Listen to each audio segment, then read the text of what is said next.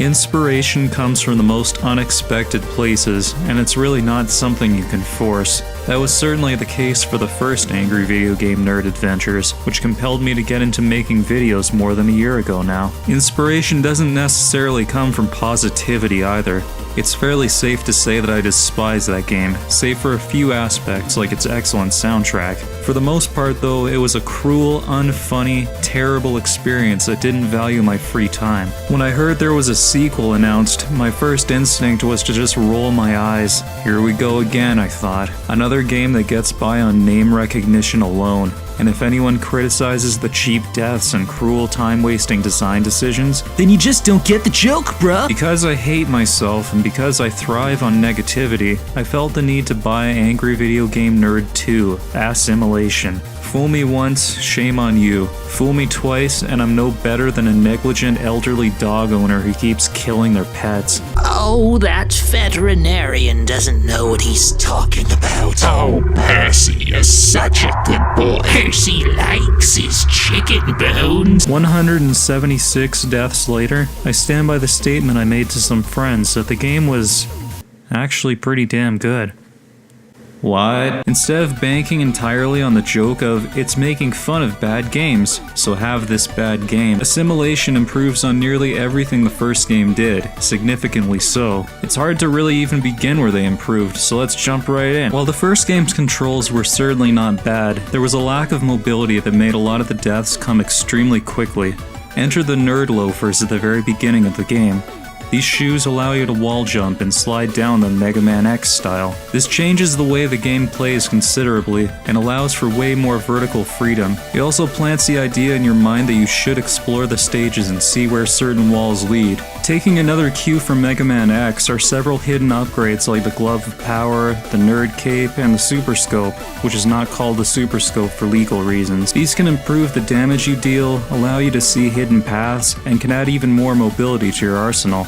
These upgrades take the place of the Nerd Pals, which is slightly disappointing. This time James is the only playable character. No Mike, no Bullshit Man, and no Kurt Cobain. I would have liked to see Mike as a fully fledged alternate character this time, using a melee-heavy moveset with his notorious 12-inch copper-plated lightsaber, and acting as the game's equivalent to Zero. With how much they've improved on the fundamentals of the gameplay though, that's just a minor complaint. AVGN Adventures made me want to tear every hair from my beautiful head. This is only partially due to the game's difficulty, but more importantly, the fact that the game's antiquated life system extended the playtime far beyond its welcome. Let's use this as an example, shall we? In Adventures, you beat the Atari porn stage, but only have 5 lives left. If you go into the next stage, you run the risk of only getting partway to the boss, or dying at the boss and having to start all the way from the beginning. What's the best way to go about this then? Suicide, of course. Thankfully, ASSimilation learns from that misstep. Not only are there more, often shorter stages, with the bosses their own separate stage as well, but every time you finish one, your lives are replenished. No longer do I feel the need to kill myself to get a fresh start.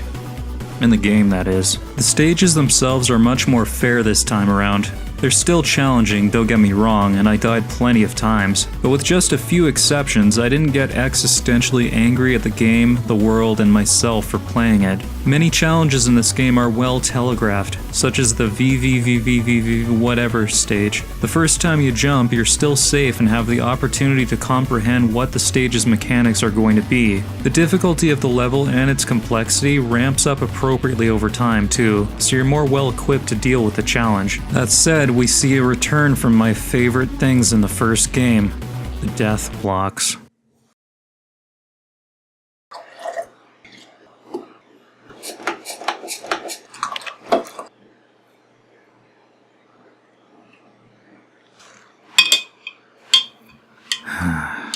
The difference here though is that they're used far more sparingly and help complement the other hazards in the stage rather than being a quick, cheap way to extend the game's playtime. They're even placed in a rather clever fashion in the Monster Madness stage.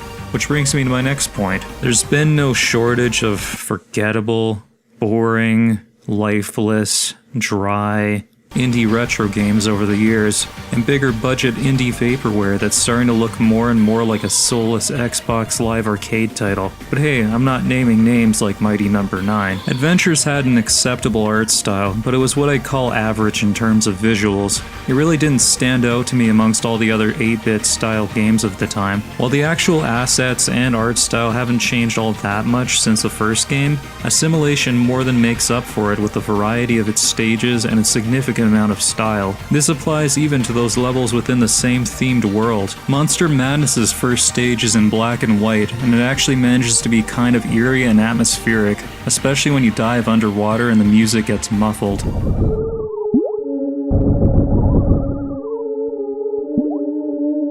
The second stage involves a button that will temporarily give the stage grainy, saturated colors that ends up acting as its own unique stage mechanic. The third keeps with a muted color scheme, and as with the other two stages, also has black edges to simulate an old TV along with some light visual noise. The Nerd Guidance stages, on the other hand, have a bright, clean neon look to them, and contain all sorts of crude English katakana text in the background. Not to mention, a certain subsect of people on the internet will be furiously masturbating to the third stage, because it has a contra spread shot that can stack twice, allowing up to 5 shots per button press.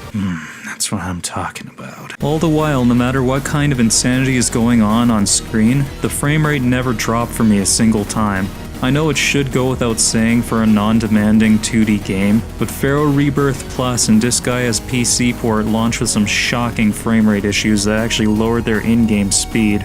So who can you even trust these days? The stages have a huge amount of variety not only in their visuals, but in their mechanics too.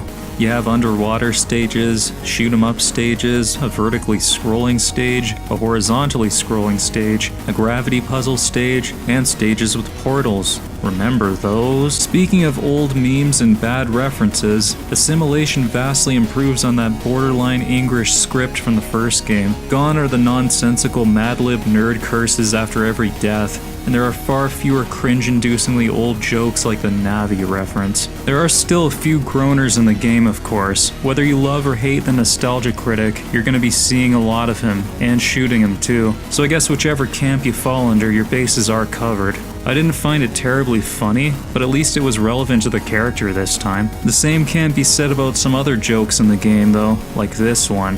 I wouldn't call the writing in ASSimilation a work of art by any stretch, but it's at least more coherent and sometimes, dare I say, funny.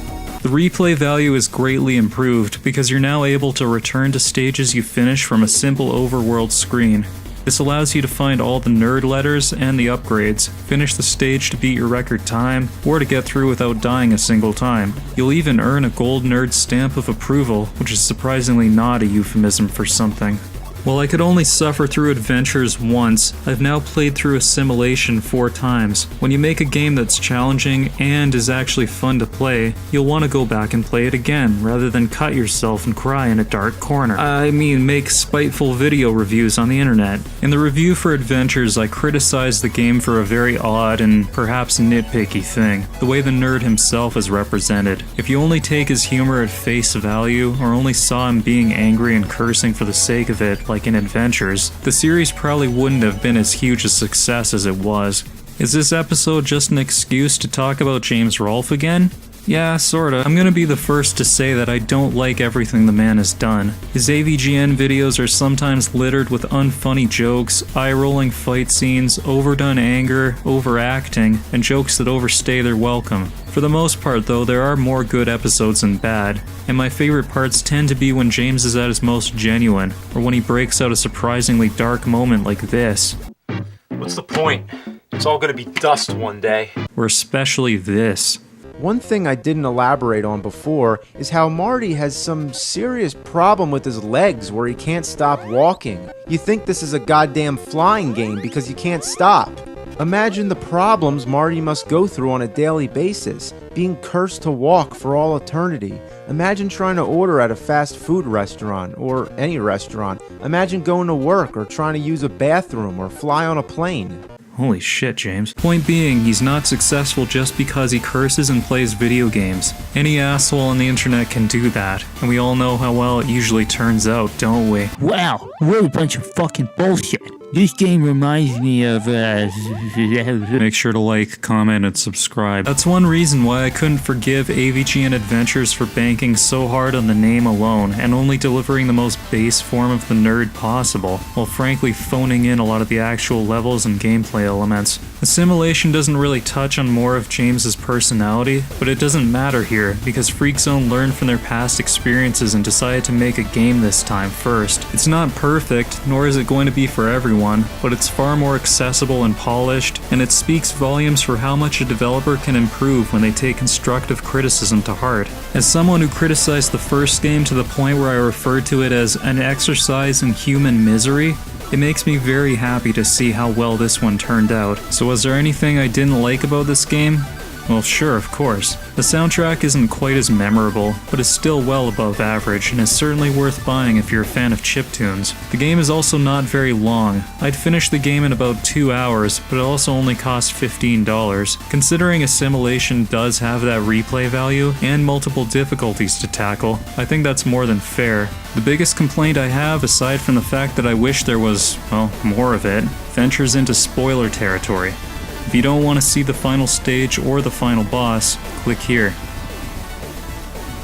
Upon entering the final level, it fires up the familiar LJN stage music from Adventures. Something at that point snapped in my brain, and I was treated to horrible visions of death. Death by falling, death by one-shot laser beams, death by spikes, death by enemies, death by misjudging a portal jump, death by stopping to scratch my nose, death by shit teammates, death by sun in my eyes. It was a living nightmare. It was safe to say that this was the most angry and frustrated I got for my entire playthrough, and I was expecting something on the level of Fred Fucks all over again when I finally got past it. After using a good, nice number of 56 lives, I came to the final boss, which was the monster from the AVGN movie, the classic. With how ASSimilation separates boss encounters from the stages prior to them, giving you a full run of lives in order to fight them, you're given much more of an opportunity to learn their patterns. No longer do you have to run all the way through the miserable LJN stage to fight the equally miserable final boss and have your goddamn time wasted. This time, however, the final boss is way too easy. He's easy to hit, it's easy to avoid his attacks, you have a never-ending supply of beer thanks to his minions that continuously spawn, and he doesn't even have a second form. It's a strangely anticlimactic final encounter, especially following such a challenging stage to get there. It didn't make me feel miserable after finishing the game like Adventures did, but I was hoping for a bit more of a challenge than what we were given. I'd be okay with dying several times on the boss alone, because now you don't have to go through the stage to get there. It's a very fine line between too difficult and too easy, but I'm afraid this one just kind of dropped the ball. These complaints are minor compared to the huge step up in quality, playability, and replayability that ASSimilation delivers. Regardless of whether you like the nerd or not, it's still a good game in its own right. Those are the key words here, good game. It's not as though ASSimilation is breaking any new ground, nor is it going to leave you with an unforgettable cast of characters that make you laugh and cry. It's not as though it's a very deep mechanical game either, though. It's just good. A lot of people probably have already forgotten about this game in the past couple months it's been out, what with the flood of successful titles like Dark Souls 3, Doom, Salt and Sanctuary, Blood and Wine, Overwatch, Necop Alive, but there's enough variety, challenge, and care put into this game that it's well worth giving it a chance, even if you did hate the first one with a burning passion. If I'm not living proof of that, then I don't know what is.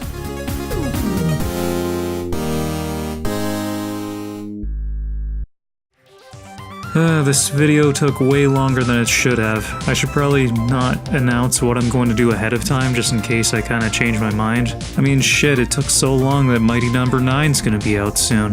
That kinda killed one of my jokes in the video. If you like the Angry Video Game Nerd, maybe you'll like my review of Super Noah's Ark 3D. I also sometimes do movies, like the Garbage Pail Kids movie. If you want to see what I thought about that, why don't you click here? While you're at it, why not hit that subscribe button, and or follow me on Twitter, and or tweet me, and or help me out here, because I really would like to get some more exposure, and not in the way that gets me arrested. But in all sincerity, thank you for watching. I do really appreciate you guys sticking it out through all this, non-content. So I'll have some more stuff for you soon. See you later.